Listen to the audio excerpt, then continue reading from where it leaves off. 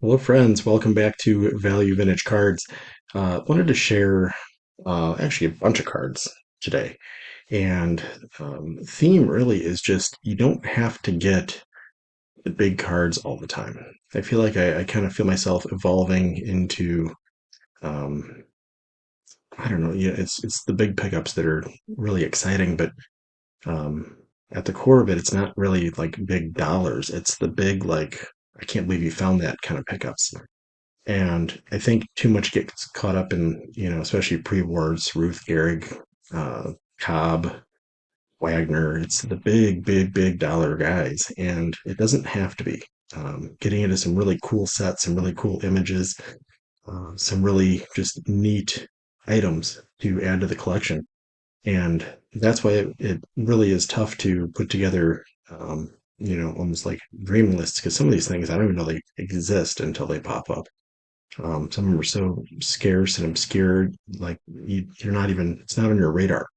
Um, or it comes up so infrequently that to keep it on your list would just be something you'd be doing every day to, feel defeated that it's not there. So I've got a few like that I hunt for every single day. And when you finally see it, it's one you jump at. But a lot of these were just almost luck and, just good fortune timing worked out that it was, funds available right asking price, right situation, whatever. So let me dive in and just start sharing um, some of the stuff. And it's not all that it's extremely scarce. Some of these are fairly easy to find, um, but they're neat. It's an easy way to get into a set without having to go into like the big comma bomber, like big names. So, when you think about that set, you think about Feller and even more so, you think about the DiMaggio.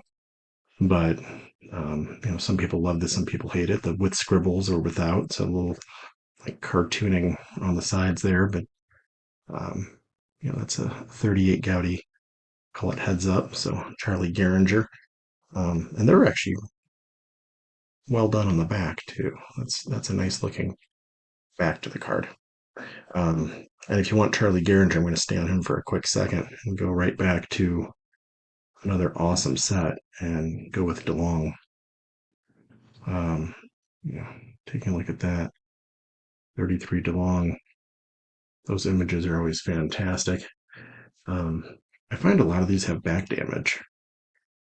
Maybe it's just because of what I'm looking at for these, but a lot seem to have been they're put in scrapbooks or something.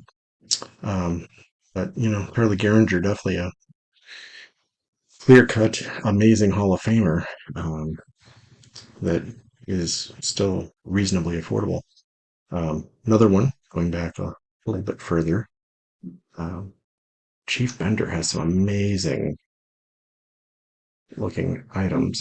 Take a look at that card really in close. You really see how cool the colors are. So these caramel cards, very, very cool. Neat detail with his hat. It's an E95, got an E98. It's the series that has a whole bunch of different color options. Um, cool image. This one actually got an authentic. I don't fully know why. A lot of times you see authentic and you're expecting something brutal about it, but this one's reasonably respectable.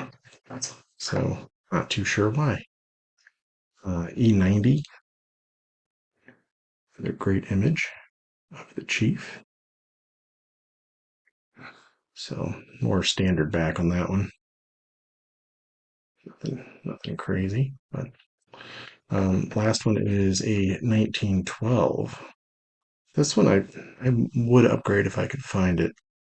Um, T227. That is one of the better cards that exists. And it bugs you if you look at it real close, but at a distance, I feel like it's forgivable and enjoyable. That's why I have it, and that's why I jumped at it when I had a chance. But great card.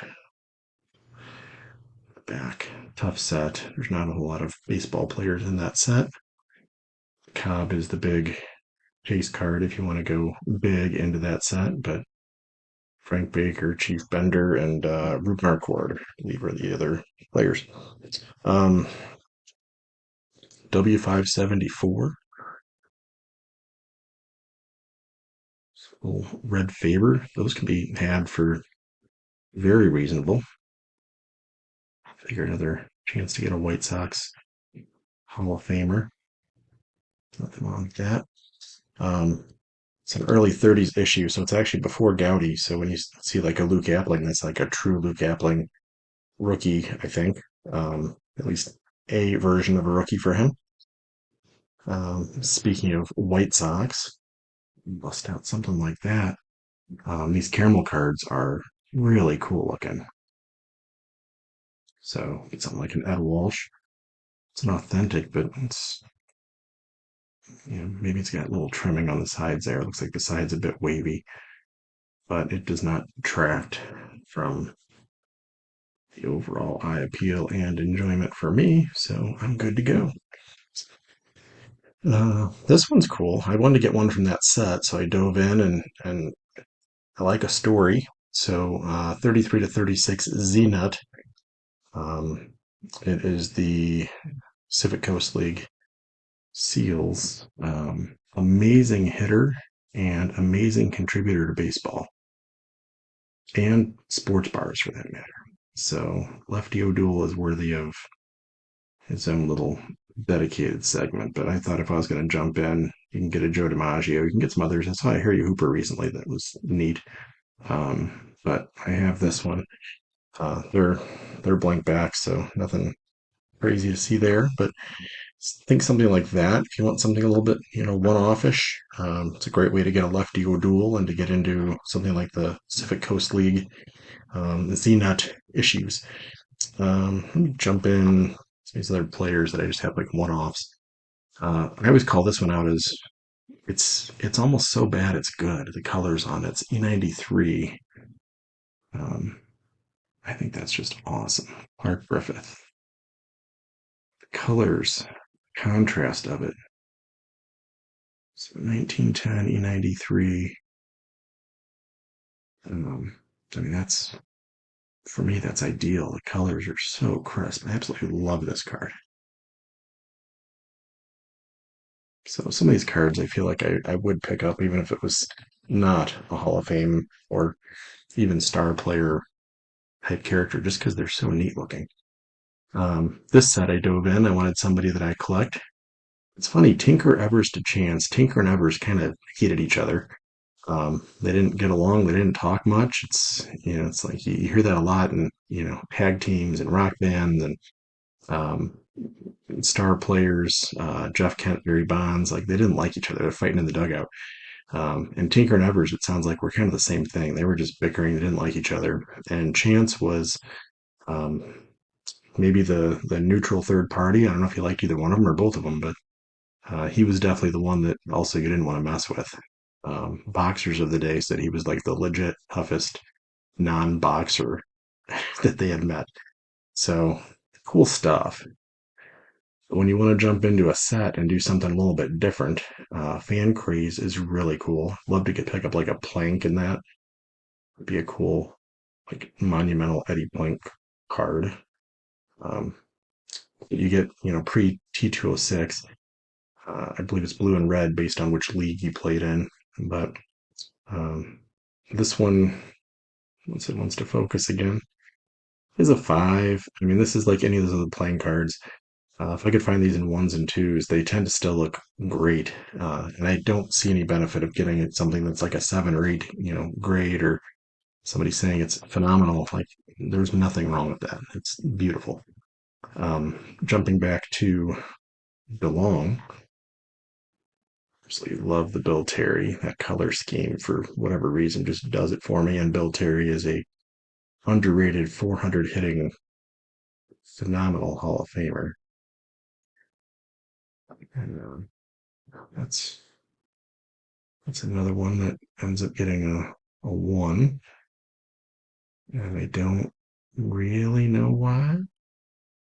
I mean, can't argue that it's perfect, but yeah. When I think 1, I think like bicycle spokes dropped in puddle. Somebody tried to tear it in half. It's been caught on fire. And like, I mean, maybe that's an A, but to me, that's phenomenal. Good to go. Another cool set that you can really pay up and you can get maybe like a minor star in this set without having to get into, again, DiMaggio, Greenberg's big money. A few of the guys are pretty significant bucks in this set, but um, 36 Worldwide Gum, I've shared my Bill Dickey collection a few times. Look how cool that image is. So instead of getting a artistic impression or artistic embellishment of a real picture, get something real. And the back of these is always just insanely great.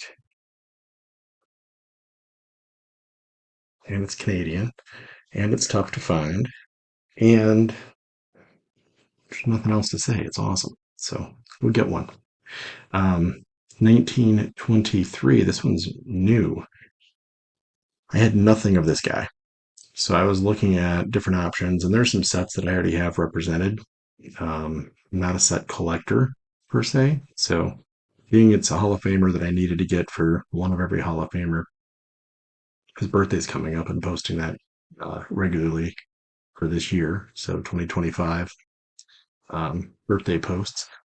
But I thought this was a neat chance to get something different. It's a 1923 German transfer. So it's a stamp of sorts, but look how neat that is. And actually, it's pretty high grade. I think I actually got like a pretty smoking price on it. I mean, it's not cheap and they're never expensive. So it's one of those oddball things, but um, it's a six. I got it for what I think was a really good deal. But his name's backwards. The team is backwards. But then at the bottom, I can get that to come in. I don't know if I can. At the very bottom, yeah, it's a little tough to even see now. Um, print below that is the regular way, like regular, able to read it. I don't think I'm going to get that to show up at all. If that does show up, I'm going to be shocked. But cool little item. So just something different, and that's in that sub $100 thing kind of range. I think there's maybe Ruth and Cobb, and like some of those can go for some coin when you get like the big names. But get those peripheral um, Hall of Famers. Um, W590 next up. I was able to upgrade. I think that's just one of the coolest little images. W's hand cuts, so they're always going to be a little bit goofy and interesting. So authentics don't bother me on those because it's usually just a size issue. So they could have probably left a little more at the top, and the condition of that for the most part is excellent. So over Cleveland Alexander, can't go wrong with that. E93, another caramel card with phenomenal colors. So big old crease, but it's at a place where it doesn't really detract from the main part of his image. So even though it's a one, it's creased. That made it affordable. So Addie Joss back is actually pretty respectable too. So nothing wrong with that. I just love the colors on these. Great. Um, next one I've shown once or twice, but I think it's just one of the neatest cards images. 1930 Blue Ribbon Malt. Um, Check that out. There's premiums, so you get these oversized monster things, which I'm waiting on one of those to come. But just the regular old hand cut version, normal size card, slab, whatever. Headlines, White Sox Hall of Famer. This one gets an authentic. It is uh, hand cut anyway, so who cares? But I do think it is interesting. I love when you get postcards that have addresses on the back. This is somebody's contact information, so maybe at the National this year we'll go stop by and see if the family's still there. That'd be fun. See if Jay Lamont is available. 1934 Gaudi. This is cool. This is the Lou Gehrig says for everything. except for a short, small run of Chuck Klein says. Most of those players are not stars. You get one option for a Hall of Famer, and it's Kai Kyler, and I think it is a super cool looking card. Maybe because it just isn't what we expect to see with the Garrick says at the bottom of all of it, but excellent card. Back of that, nice and clean. These are always great. It's just so fun to be able to read the back of those too. I'm going to jump into a couple of players that I have multiples. I just shared this one as a this or that, but when you get into these sets, I'm going to reshare this for a reason. E121 Harry Hooper, great images, right? And then I gave you kind of a this or that option and said, what about Nielsen's chocolate, which looks a whole lot like the E120. The back is where you definitely see an enormous difference because they do not confuse you that that's a Nielsen's item. Um, but if you go into Eddie Collins, so snagged a 121 Eddie Collins with the White Sox, which is my preference. Front is pretty good. Back, it looks like, was stuck to an album or something, and some of that paper came with. So it ends up being a lower grade, but the front looks pretty much tremendous. So I'm good with that. E120 instead of the caramel version. I wanted to give that comparison. So there's the Eddie Collins, second base Chicago Americans. Another fantastic one. This one, I don't know. One because somebody just had a bad day. I don't see it. Am I crazy? I don't know. I don't see what makes that a low grade card. Maybe I'm missing something. I don't know. Point it out. But what's neat is you get something like that with an E120, and then you find the exact same pose on something bigger, like an exhibit. And this is a little bit different exhibit too. So exhibits you've got all these different years and different cool things. It's the 1922 Eastern exhibit supply. The Eastern exhibit seems to be a little more of a scarce issue. So these 22s, a little bit tougher to find, sometimes a little bit of a premium. But what a great image. I absolutely love these oversized items. So I hope people continue to dislike them so that they can keep being a great value. Postcard back on that. So nice and clean. Got a 2, which is high grade for my collection, right? Um, let's jump in here. I'm going to show you a few of another similar player. E121, Frank Baker. Super cool. Nice back to that. Nice and clean.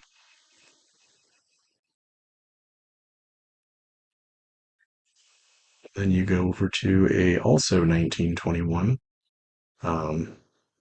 bread version. So these are blank back, but subtle,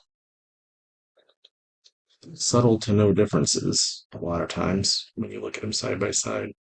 The background obviously has a little bit different, like shadowing, shading to it. Pose is the same, a little bit darkening maybe to the uniform. Card design is pretty gosh darn similar.